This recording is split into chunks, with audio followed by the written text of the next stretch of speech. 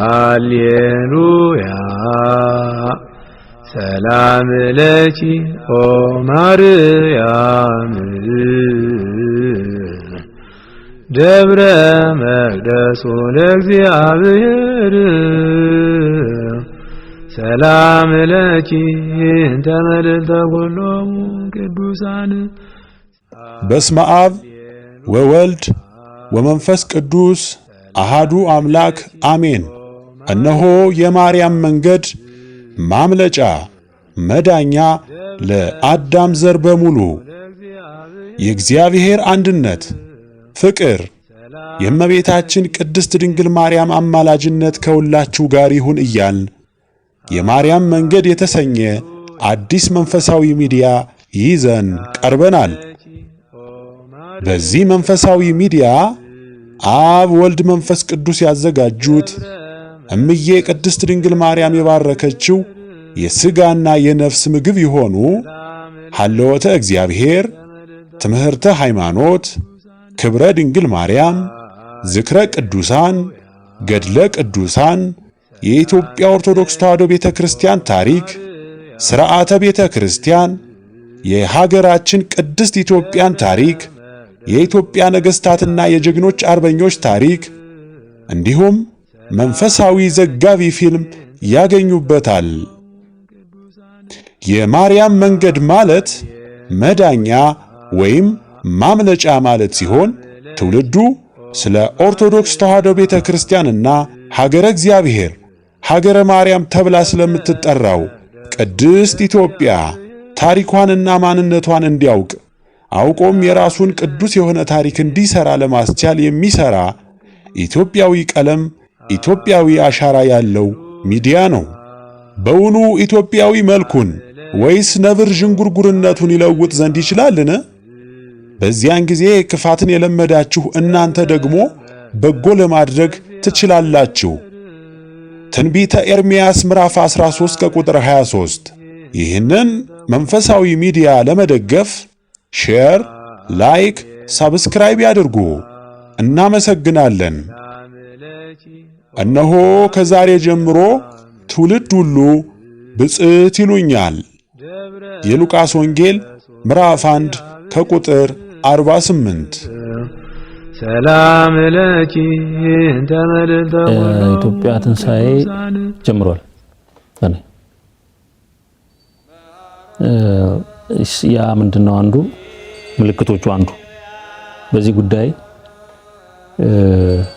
በደንብ የሚያወሩ ሰዎችን አይቻለሁ፣ ተፈጥረዋል። የሚነጋገሩ ሰዎች አሉ። በዚህ ጥያቄው በደንብ የሚጠይቁ ሰዎች አሉ። ጥያቄውን ከጠየቀው ግማሽ ሆኗል። በእኔ እምነት ይሄ ዘመን ነው የማያም የግሪክ ኦራክል ምናምን ይባላል። እኔ ደግሞ በመቅደሱ በኩል የጻፉት ጽሑፍ ባለ ራሱ ማንም ሰው ቢፈትሸው የሚያገኘው ነው። ቅድም ያልኩህን እውነት መልክና ቅርጽ ባለ መልክ እዛ ላይ ለመጻፍ ሞክሬያለሁ። ግን እኔ ጻፍኩት እንጂ ጉዳዩ ሁላችንም ስለሆነ የጋራም ስለሆነ እሱ መልክ ይዞ አንድ ስብዕና ነው የተጻፈው። አንድ የነበረው ነው ምነግርህ። ሰብዕናዋ ወይም ሴቲቱ ወይም ሰማይቱ ኢየሩሳሌም በሚስጥር ከተገለጠችና አሁን በይፋ ልትወጣ ባለችበት ጊዜ ምን ሆነ ይላል ነገርየው። ልክ ክርስቶስ እንደ ሲወለድ ነው እንደዛ አድርገው ወሰዱት። ክርስቶስ ሲወለድ ደስታ ነበር እኮ። ሰማይ መላእክት ዘመሩ፣ እንደዚህ የሆነ ምስራችን ለእረኞቹ ይነግራሉ። ይሄ አንድ ደስታ ነው። ልክ ሲመጣ የሚፈጠር ደስታ አለ። እኛም ሰማነው፣ አወቅነው፣ ደስ አለን ብለን ልንል እንችላለን። በመወለዱ ምክንያት ግን ቀጥሎ ወላጆቹ መከራ ነው የመጣባቸው። ስደት ነው የመጣው። ማርያም ይዛው ወዴት ሄደች? ወደ ግብጽ ተሰደደች። ልክ እንደዚህ አይነት አገላለጦች በመጽሐፍ ቅዱስ ውስጥ አሉ። ኢትዮጵያ የተመሰረተችበት በተለይ ራእዩ ዮሐንስ ነው ኢትዮጵያ። እዛ ላይ ምን አለ? ከተማይቱ ስትገለጽ ዘንዶ ከአራቱም አቅጣጫ የራሱ የሆኑትን በሙሉ አሰባሰበ ይላል፣ ከበበ ይላል። ይከባል። ስለዚህ እንደ ዴፊኒሽን ወሰደ እንደ ቢያኔ ወሰደውና ልክ እውነቱ ሲገለጽ ትንሳኤው ሲመጣ መለከቱ ሲታወጅ ለሰሙትና ላወቁት ሰዎች ደረሰ ብለው ስራውን እየሰሩ ይቀጥላሉ። በዛው መጠን ግን እነዛ ሰዎች መከራውን ፈተናውና መከበብ አለባቸው። በኢትዮጵያ ላይ የምናየው ነው። ኢትዮጵያ ውስጥ እውነቱ ተገልጿል። በሱ መገለጽ ሰማይና ምድር ተናውጧል። ትልቅ ትንሽ የለም። ግራ እስኪጋባ ድረስ ሰዎች ከአጠገባቸው ካለው የማንኛውም አስተሳሰብ ጋር እየተጋጩ እያሉ ነው ያሉት። የሚችሉት ግን ወደ ዘመናዊ ወደ ቀጣዩ የቅድስተ ቅዱሳን ዘመን ወደሚለው ወደ መቅደሱ ለመግባት እየሰሩ ናቸው፣ እየገቡ ናቸው። ወደ ቅድስት ለመግባት አሁን በኢትዮጵያ ቤተክርስቲያኑ ምሳሌ አንፃር ስንህ ክህነት ያስፈልጋል አይደለም? አሁን ቤተክርስቲያን ቅዱስ ለመግባት ክህነቱ ያስፈልጋል። ይሄኛውን በአስተሳሰብ በሰበና ስናየው ይሄንን ለማግኘት ይሄን ለማድረራትና ለመሻገር ይሄን ነገር ሰዎች እውነቱን ማወቅ አለባቸው፣ ወይም ክህነቱን ሊቀበሉት ይገባል። በሌላ አባባል መንፈሳዊ መረዳቱን ማወቁንና በህይወታቸው አምኖበት ሊገቡበት ይገባል እንጂ ጉዳዩ ተገልጧል። የመቀበል ያለ መቀበል ጉዳይ ነው። አግኝተኛል ሐሳቤ። ስለዚህ የኢትዮጵያ ትንሳኤ እንደ ንጋት ነው ማለት እየነጋ ነው የሚሄደው። አያልቅም ንጋቱ፣ እየነጋ ይሄዳል። በዛው መጠን ግን ስለተገለጸ ፈተናው ሲበዛ መከበቡ ሲኖር አይደለም ተወለደ ስለወለድከው ስደት ምናምን ሊኖር ይችላል። ይሄ እውነት ያለበት ቦታ ላይ ምክንያቱም ሴቲቱን የማያገኛት ከሆነ አንተን ማላገኝ ከሆነ ይሄን ጽንሰ ሐሳብ የማያገኘው ከሆነ የሚቃወመው ኃይል የውሸት ትምህርቱን ለቀቀ ነው የሚለው።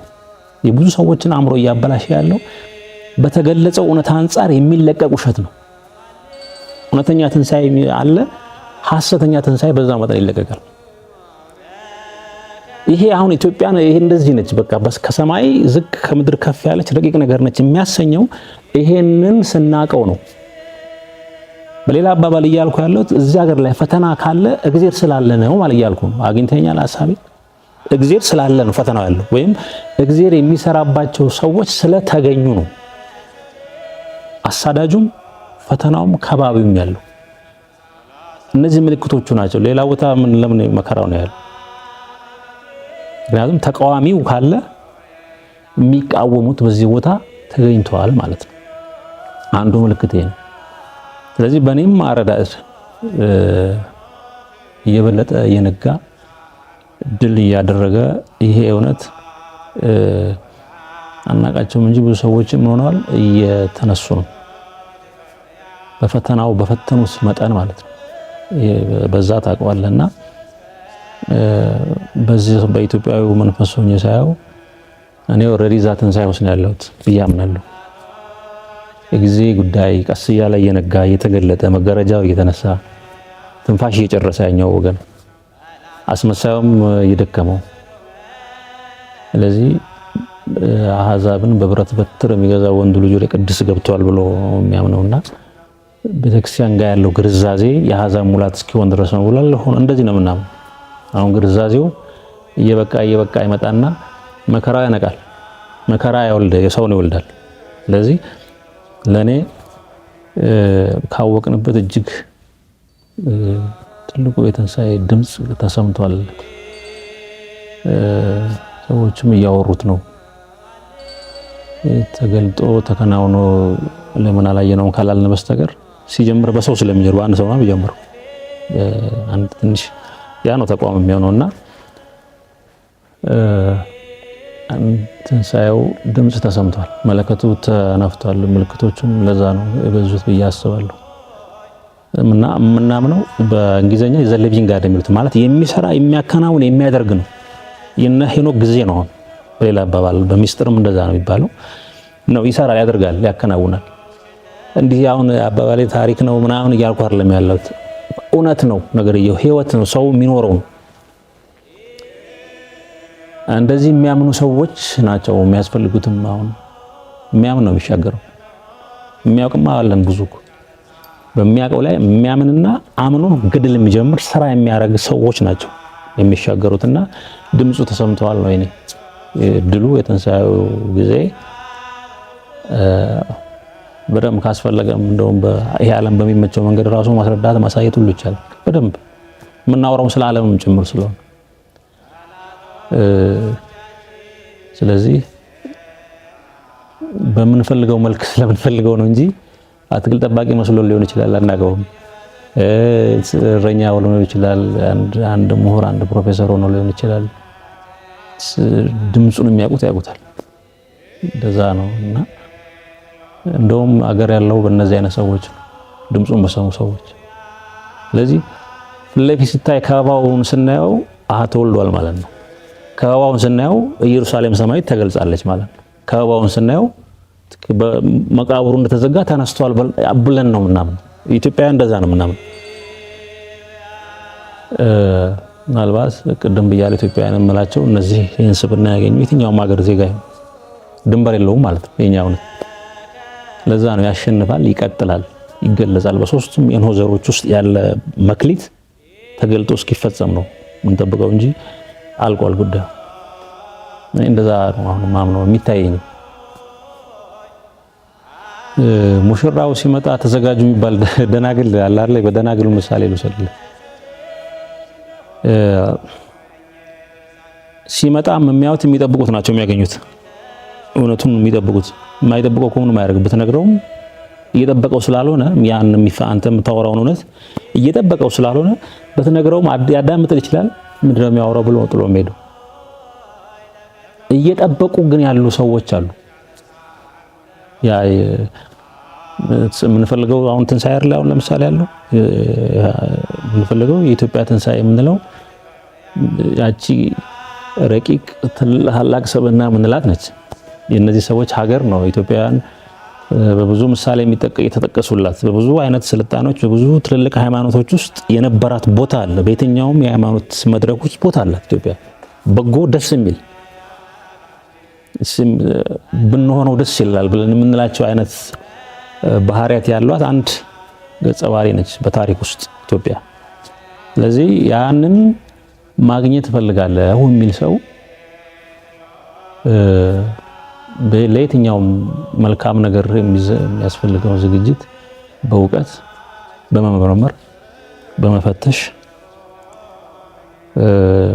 ራስን በማብቃት እና አሁን እንደሚሉ ሰው ከሶስት ነገር ነው የሚማረው ከመጽሐፍት ከልቦናና ከመምራን ነው ሰው የሚማረውና ከነዚህ ነገሮች እየፈተሸ ራሱን ቢያዘጋጁ በሆነ ወቅት ላይ እውቀት ብርሃን ስለሆነ የህይወት ብርሃን ስለሆነ ራሱ ሰበናው ወይም ክርስቶስ ይበራል ይገልጠዋል የሰው ልጅ ሰው ያየዋል ማለት ራስን ነው የምታየው በሌላ አባባል ስለዚህ አሁን ባልኩ መንገድ ልክ እንደዚህ እንደምናወራው እንናገሩ አሁን ያነሳው አወራው አንተ ጠየቅ ይሄ ነገር ይቀርባል አይደለም መልእክት ያደርሳል ምስል ይደርሰዋል አይደል ይነጋገሩት ይጫወቱት ያም እናም በመንፈትሽ እንደዛ ነው እና ያ ማለት ምጥ ማለት ነው ያማጥ ነው ከሆነ ምን ይሆናል ይወለዳል ስለዚህ በዚህ አይነት የውስጥን የማነቃቃትና ዝግጁነት ቢኖረን ጥሩ ነው እንደ ትውልድ